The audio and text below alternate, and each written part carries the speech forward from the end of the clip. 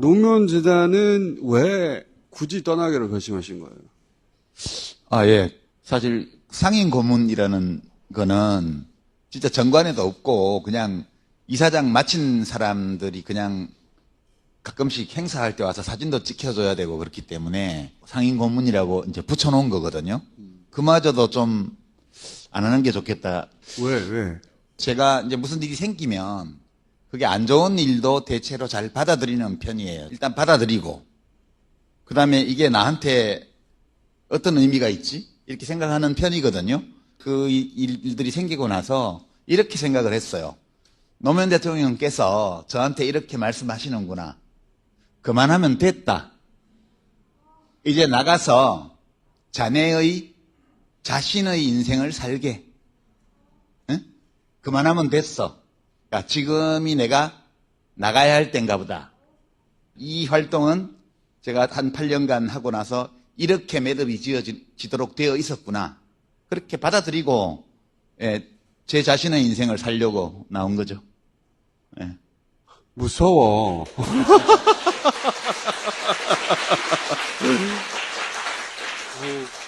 이 주 전쯤에 뵀을 때도 너무 무서운 활동을 하시려고 하는 것 같아서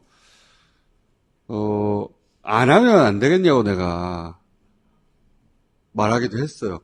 뭘 어떻게 할지는 아직 본인은 그때 정하지 않은 상태였기 때문에 그게 뭐든 간에 안 하면 안 되겠냐고. 그리고 할 거면 겸공에 나오지 말고 딴 데서 하라고.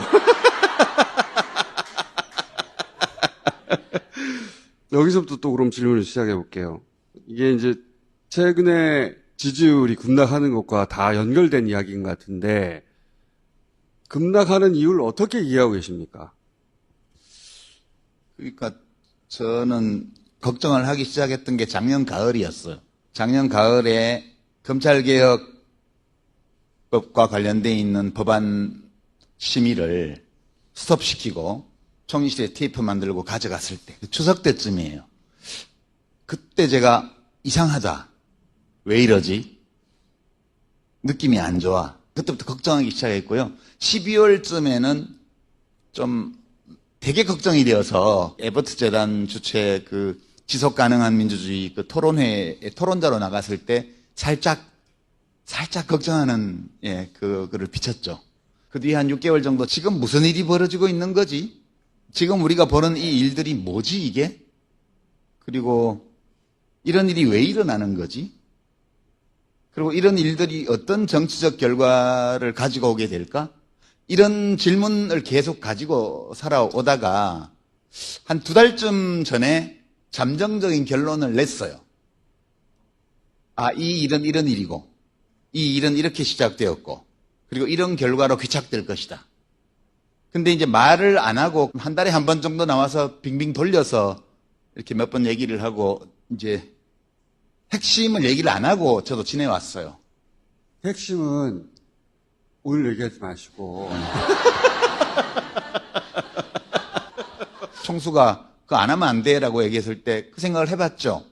그 지난 한 2달 전부터 이런 문제를 상의할 수 있는 분들한테 좀 여쭤봤어요. 나는 지금 상황을 이렇게 보고 누군가는 이런 일을 해야 될 것 같다고 나는 생각을 하는데 할까요 말까요 이렇게 물었더니 거의 다가 하지 말라고 그러더라고요. 당신만 다쳐.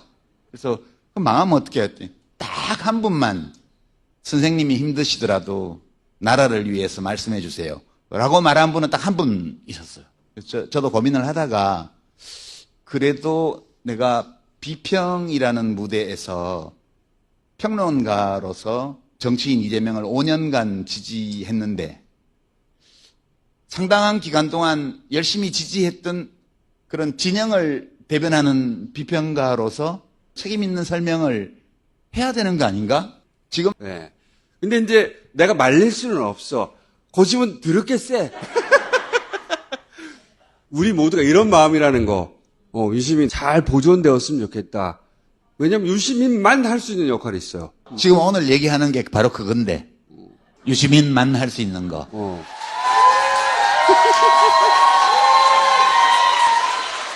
그래서 제가 나오셔가지고 일반 돈만 얘기해야 된다고. 거기까지 마시라고. 응? 예, 수위를 조절할 거예요. 이분의 특징이야. 본인이 본인한테 아무도 안 시켰는데 스스로 임무를 부여해. 그러니까 말릴 수는 없는데 우리 이 걱정을 다 머릿속에 담고 해주세요. 예. 제가 작년 가을부터 계속 이게 무슨 일이지? 여러분들도 아마 이게 무슨 일이고 이게 왜 일어나지 이런 일이라고 그런 질문을 떠올리셨을 거예요. 첫 번째가 검찰개혁 지연 사태예요.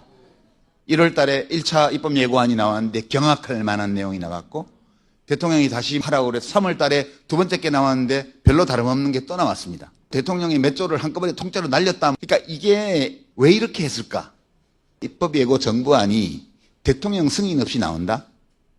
그 있을 수 없는 일이에요. 검찰개혁은 집권 1년이 넘도록 아직 다 이루어지지 않았고 두 번째는 인사에서요. 소위 이제 문가산점이라는 말이 있죠. 문가산점. 문재인을 까면 가산점을 받는 거예요.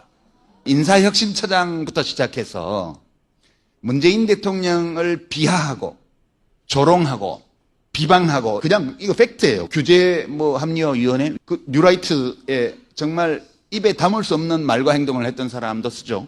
왜 이런 일이 일어나지? 왜 문재인 대통령을 저렇게 하지? 문재인 대통령은 전직 대통령 선호도 조사하면 5% 정도밖에 안 나오지만 노무현 대통령하고 묶여 있는 거예요. 노무현 대통령은 40%, 문재인 대통령 5% 나오면 노무현 대통령보다 더 문재인 대통령을 더 좋아하는 사람이 5% 있다는 거지. 그게 서로 다른 집합이 아니거든요. 그렇죠. 합치면 45%입니다. 문재인을 모욕하면 노무현의 친구 문재인이기 때문에 노무현도 모욕하는 거예요. 이걸 왜 하지? 세 번째는요. 저는 이재명 대통령이 될 때까지 가장 큰 기여를 한 사람 중에 하나가 우리 총수라고 생각합니다. 근데 문조 특례유라고 묶어가지고 저까지 들어간 건 작년 12월부터고요. 본격적으로 공격이 시작된 건 3월부터였습니다. 이거하고 연관된 게 지선 전에 통합을 하라는 게 조국 혁신당하고 대통령의 뜻이었다고 정무수석이 그랬는데 통합은 당내에서 방해 세력에서 실패했고 그리고 평택을 재선거에는 민주당이 공천을 했습니다. 뭐지 이게? 그러면 그 전에 통합하라 했던 건 뭐며 통합을 하기 위해서는 거기를 단일화를 해야 되는데 김용남 씨를 공천을 해서 그렇게 조국을 죽인 거는 뭐지? 이 두 가지를 어떻게 조화시킬 수가 있지? 이런 의문 드셨죠? 오늘 편집 많이 해야겠는데. 네 번째는 지금 민주당에서 벌어지는 일을 보세요. 예전에 국힘당에서 나경원 출마하면 안 돼 이러면서 연판장 돌리고 했던 그거랑 거의 비슷하잖아요. 안철수를 향해서 아무 짓도 안 하면 아무 일도 안 생긴다 이렇게 협박하던 그거랑 무슨 차이가 있죠? 이것은 민주적인 행동이 아니거든요. 제가 지난 한 1년 동안 이게 뭐지? 이걸 어떻게 해석해야 되지? 이것이 어떤 결과를 가지고 오게 될까? 이런 것들을 고민하게 만들었던 일들이에요. 그리고 무조건 대통령을 찬양하면서 이 문조특례유 대통령에 대해서 요만한 이야기라도 싫은 소리를 하거나 이런 사람들을 무차별 공격하는 이 양상이 언오프라인을 통틀어서 진행이 됐습니다. 이 정치 비평의 영역에 철거 전문 비평가를 투입했어요. 입만 열면 문조특례유 공격을 한 이게 철거 전문이에요. 그들만의 힘으로 다 이걸 철거하기에는 너무 버거우니까 용역을 썼어요. 저는 이거를 용역평론가라고 그러는데요. 예. 요것도 재래언론의 유튜브 정치비평 채널부터 시작해서 숫자도 엄청 많아요. 썸네일 딱 열어보면 10개 중에 9개가 조국 유시민 김어준 비방하는 내용입니다. 여기 다 용역 평론가들. 너무 자금량이 많기 때문에 그 중에는 촉법 평론가들이 또 있어요. 이 촉법 평론가는 평론가라고 뭘 하는데 평론가에게 우리가 물어야 될 지적 책임성을 적용하기 어려운 수준의 평론가들이에요. 그거를 작년 12월 이후 6개월 동안 어마어마하게 했습니다. 그 결과 어떻게 됐냐? 이제 총선에 이걸 코어 지지층이라 그러는데 이게 정상세포들이에요. 이 민주개혁 진영에. 정상세포들을 이들이 공격한 거예요. 이게 자가면역 질환입니다. 그러니까 이재명 대통령의 지지율이 떨어진 거는 최근에 보면 흥미로운 현상인데 민주당 지지율은 덜 떨어지거나 또는 심지어 약하게 상승하는 반면 대통령의 국정수행 지지율은 팍 떨어지고 있습니다. 이건 어떤 의미냐 하면 민주당을 지켜야 돼. 저는 그 대목이 굉장히 위험하다고 보는데, 대통령과 당이 동반 하락했어요, 처음엔. 그러다가, 지난주부터 디커플링이 일어나기 시작했어요. 저는 이거 굉장히 위험하다고 봅니다. 위험한 거예요. 거기까지 절대 가면 안 되거든요. 저는 저의 방식으로 그걸 막으려고 할 것이고, 유시민 작가의 방식으로 그걸 막고 싶은. 근데 제가 이제 대통령을 막 비난하려고 하는 게 아니라 이게 안 풀려가지고 몇 달 동안 생각해 봤어요. 저는 말과 글을 다루는 사람이니까 대통령의 언어를 봐요. 우리 이재명 대통령이 자주 쓰시는 어휘 중에 모두의 대통령 있습니다. 그죠? 그 다음에 포용, 통합. 이게 되게 중요한 거예요. 대통령이 이 단어들을 거듭 기회 있을 때마다 씁니다. 대통령은 정파의 지도자로서 선거에 출마해서 대통령이 되는 순간 국가 원수, 국군 통수권자, 국가의 대표, 국민주권의 상징, 모두의 대통령이 되는 게 바람직하죠. 그러니까 정파의 대표로서 대통령이 되었지만 품을 열고 나라의 발전과 국민의 복리를 위해서 기여할 수 있는 사람들은 정파를 가리지 않고 받아들여서 쓰는 게 맞죠.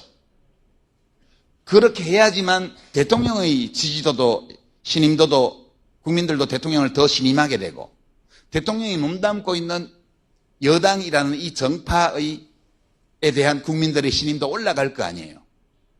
이건 되게 좋은 거예요. 이거는 아무 문제가 없어요. 굉장히 훌륭한 거예요.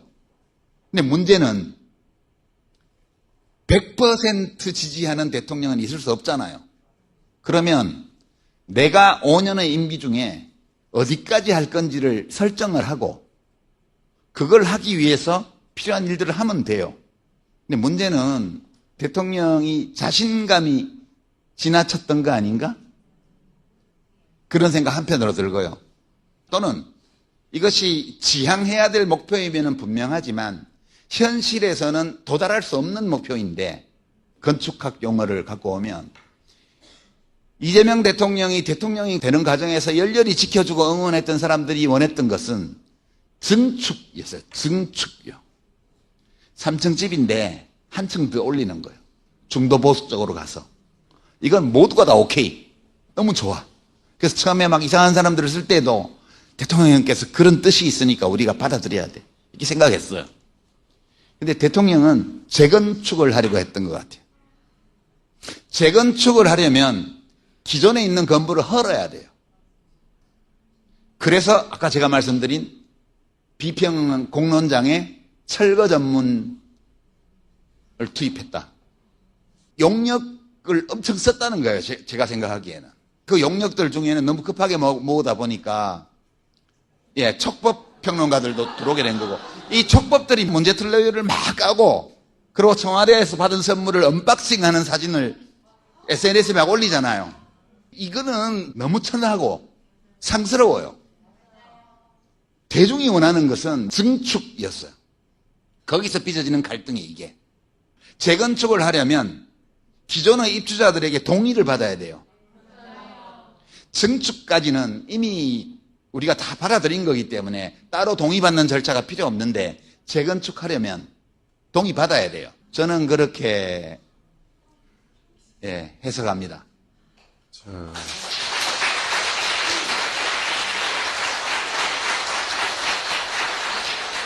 동기에는 아무 문제가 없어요. 훌륭한 동기입니다. 이 얘기를 몇 달 전부터 생각하고 있었는데 할 수가 없으니까 왜 국무총리하고 두 장관들이 입법예고안에 대해서 무책임하냐 이렇게 제가 얘기를 했고요. 그 다음에 청와대에 왜 다 예스맨만 있냐 지금 그렇게 낙관할 수 있는 상황이 아니다 이렇게 얘기한 거고 전직 대통령을 비방하는 이런 행위가 당 안팎에서 공공연하게 6개월 넘게 진행되어 왔는데 그거에 대해서 아무도 정면으로 나서서 하는 사람이 없었다는 거예요. 민주당의 문화적인 전통을 보면 납득이 안 되는 거예요. 그래서 저는 민주당이 위험하다고 봤고, 그래서 민주당에 대해서도 계속 상태가 안 좋다라는 식으로 비평을 한 건데, 제가 한 그 모든 비평에 돌아온 답은 이 철거 전문 비평가와 용역 비평가와 이 촉법 비평가들의 일방적인 비방, 그것뿐이었어요. 그 정도의 발언에도 그렇게 쏟아지는 걸 보고 제가 전화해서 상의했던 모든 분들이 하지 말라고 한 거죠. 총수 이거 내보내줘. 안 내보내주면 내가 그냥 유튜브 파가지고 그냥 해버릴 거야.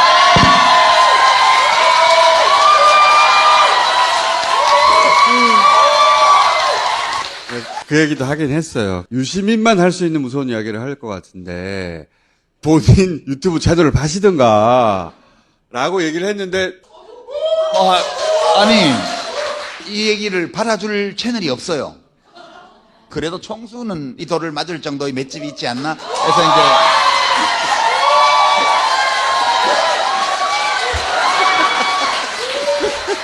그러니까 여러 대통령들을 개인적으로 알아왔잖아요. 노무현 대통령한테는 제가 선거운동원이었잖아요. 캠프에 참여를 했거든요. 그래서 정부에도 들어갔고 끝까지 하여튼 같이 책임을 져야 된다 이런 입장에서 했고, 문재인 대통령한테는 제가 그냥 간헐적 자원봉사자였어요. 그러니까 정책 자문을 가끔 하거나 아니면 TV 토론 같은 거 약간 재능 기부 형태의 자원봉사를 가끔 했던 관계여서 그 재임 중에 전화를 딱 한 번밖에 안 하셨어요. 제가 대통령 되실 때 저는 나라 일 안 하니까 전화하지 마세요 그랬거든요. 진짜 5년 동안 전화를 딱 한 번밖에 안 하셨어요. 딱 한 번 전화하신 것도 의견을 물어보려고. 그게 조국 민정수석 장관 지명을 했는데 임명장을 줘야 될까 말아야 될까 그거였어요. 그래서 제가 저도 그때 딱 한 번 받았어요. 주셔야 됩니다 했거든요. 한 달을 하고 그만두는 한이 있더라도 반란을 일으킨 검찰 조직의 수장에게 대통령이 무릎을 꿇게 되면 진영이 다 무너집니다. 진영을 결속해야 6개월 후에 총선을 치를 수가 있습니다. 그러니까 조국 씨한테는 좀 안 된 일이지만 버틴겨야 됩니다. 그래갖고 조국 씨를 임명을 했잖아요. 그 바람에 멸문지화를 당했어요. 제가 그렇게 대통령께 의견을 드렸기 때문에 그 책임을 지느라고 조국 사태 때 참전을 했던 거거든요. 이재명 대통령한테는 제가 그냥 비평하는 사람으로서 열심히 지지했던 그런 아주 괜찮은 지지자거든요. 제일 괜찮은 지지자가 어려울 때 열심히 돕고 열심히 응원하고 이렇게 하다가 선거 끝나고 나면 집에 가는 사람이잖아요. 뭐 해달라는 것도 없고 먼저 전화하는 법도 없고 그런 사람이 제일 괜찮은 지지자거든요. 정치하는 사람한테는. 나는 이재명 대통령에게 꽤 괜찮은 지지자라고 생각해왔어요. 지금도 그거는 변함이 없고요. 잘 되기를 바라고요. 그 많은 고통과 모함과 악마화의 고난을 겪으면서 그 진흙덩이를 통과해와서 그 국민의 성원을 받으면서 나라의 대통령이 된 분이잖아요. 잘해주기를 바라고 한 개인으로서 한 인간으로서도 성공하고 대통령으로서도 국민에게 사랑받기를 저는 원해요. 그 마음은 변함이 없어요. 저는. 지금 이렇게 제가 이렇게 얘기를 하는 것도 이재명 대통령의 썩 괜찮은 지지자 중에 한 사람으로서 대통령과 정부와 우리의 이 민주개혁 진영을 위해서 제 주관적으로는 실제 그게 도움이 될지 안 될지는 모르지만 이재명이라는 정치인을 비평이라는 그 공론장에서 비평가로서 지지했던 그 책임성을 다하기 위해서 이런 얘기를 하는 거지. 그 대통령에 대해서 저는 지금도 애틋하고요. 너무너무 마음이 쓰이고 너무 안타깝고 슬프고 사실 근자에 잠을 잘 밤에 못 이루는 그런 날들을 보내고 있는데 대통령은 더 괴롭겠죠. 네. 이 자가면역 질환을 씻어낼 수 있는 사람은 대통령밖에 없어요. 검찰개혁도 그냥 해라. 이재명은 합니다. 그거 있잖아요. 늦지 않았어요. 이재명 대통령은 생존자였고 발전도상인이고 그리고 과제중심형 지도자라고 제가 늘 그렇게 얘기를 해왔습니다. 계속 발전해야 되고요. 학습해야 되고요. 대통령에 대한 우리 얘기는 안 하려고 마음먹었는데 얘기를 하다 보니까 안 하기로 했잖아! 그렇게 하는 과정에서 한 인간으로서 생존하고 승리하고 자신을 실현하는 그런 인생을 맞을 수 있을 거라고 저는 생각하거든요. 단식하는 와중에 체포동의안이 발의되고 민주당 국회의원들이 찬성 찍어가지고 영장심사 받으러 가고 그 새벽에 교도관에게 머리를 숙이면서 나올 때 그때 이재명을 응원하고 성원하고 함께 싸웠던 그 사람들의 마음을 생각하면서 그때 자신의 마음으로 돌아와서 다시 했으면 좋겠어요. 자, 우리 모두가 성공한 대통령이 되길 바라요. 그 마음은 아무도 변한 적이 없습니다. 예. 자, 유시민 작가 여기서 말 더 시키면 위험하거든요. 작가 유시민 어때요? 유튜브 채널 작가 유시민. 그냥 유시민? 유시민 딱 만들어가지고 조만간 봤으면 좋겠습니다.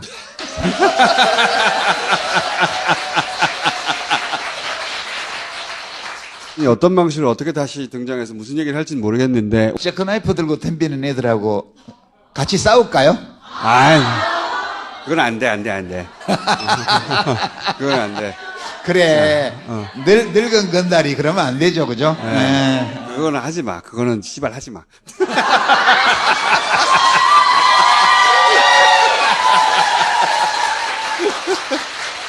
자, 오늘은 여기까지 하겠습니다. 감사합니다.